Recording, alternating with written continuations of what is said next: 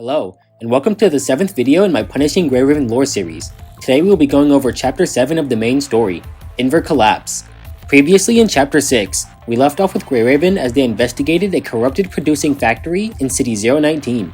Grey Raven, along with Kamui, Watanabe, and Nanami, explore the factory until Kamui's infection progresses and he abandons the group. Those who remained were attacked by corrupted and retreat into the factory's core, where we blew it up using Watanabe's explosives. Afterwards, Lucia and Vera confront Kamui about his infection, but before she can do any damage, Lee convinces Vera to leave. And as soon as we think our troubles are over, Bianca and Corina appear, sent on a mission to eliminate the infected Kamui. Kamui has escaped into the desert, and Grey Raven, along with Bianca and Corina, are tracking him. Bianca has agreed to give Kamui time to test his theory, but only until they manage to catch up with him. Corina tries to argue against the plan, but Bianca feels sympathetic to Chrome and gives them the chance to try and heal Kamui.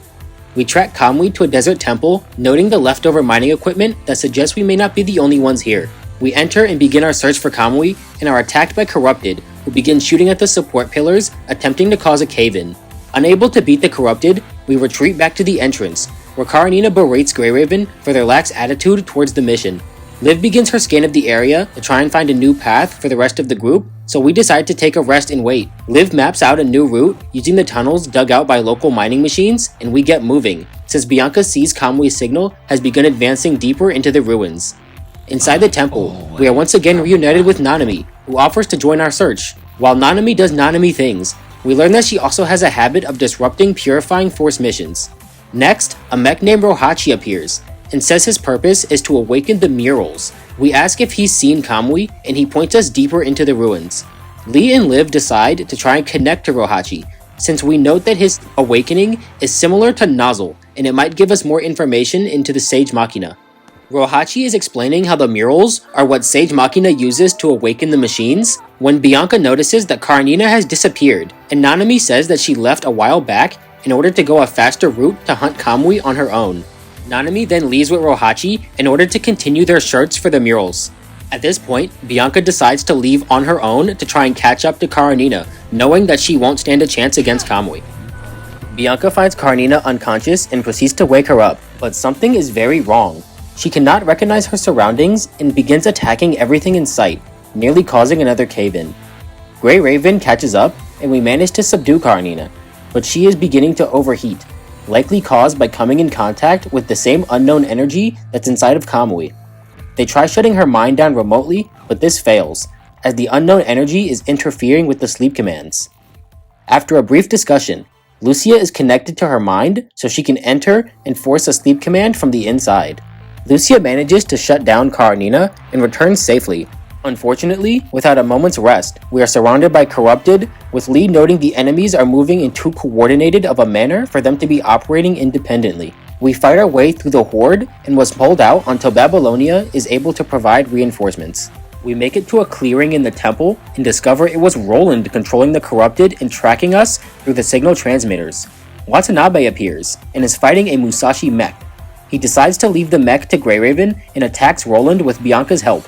The Musashi mech is defeated, and Roland gets serious, launching Watanabe across the room and destroying one of his arms in the process. But with Grey Raven now free to help, we begin fighting Roland, and manage to push him to the point where he must retreat. But before we can defeat him, a sandstorm appears and reduces our visibility. In the chaos, we lose any sign of Roland and resolve ourselves to move forward and find Kamui. Liv begins playback of Rohachi's memories and sees that he came in contact with an ascendant machine who tries to force the infection onto Rohachi. The two fight, and this ends with Rohachi's retreat, where he runs into another group of Corrupted who also attack him. He flees one more time, and this time he runs into Nanami, and then he explains he is looking for the guidance of Sage Machina in the form of the murals that they were looking for in Chapter 7. On the outside, Liv finishes her search and concludes that she found no useful information on Sage Machina or the murals, but will upload the information to help other teams in Babylonia. Alright, and that wraps up Chapter 7. I'm not going to lie to you, I thought it was a super dry chapter. Not a lot of events. You can sum up the whole thing with, we walked in the cave, out the cave, back in the cave, found Nanami, Corina got slapped, and we fought Roland, and then that ends the chapter. We didn't even get to see Kamui. You know, not the most in-depth, but better for me because I get more time to focus on chapter 8. But yeah, I don't have any thoughts. If you do, you can put those down below. And other than that, thank you all for watching, and I hope to see you in the next video where we will cover the final day 1 chapter. Chapter 8, Consumed by Darkness.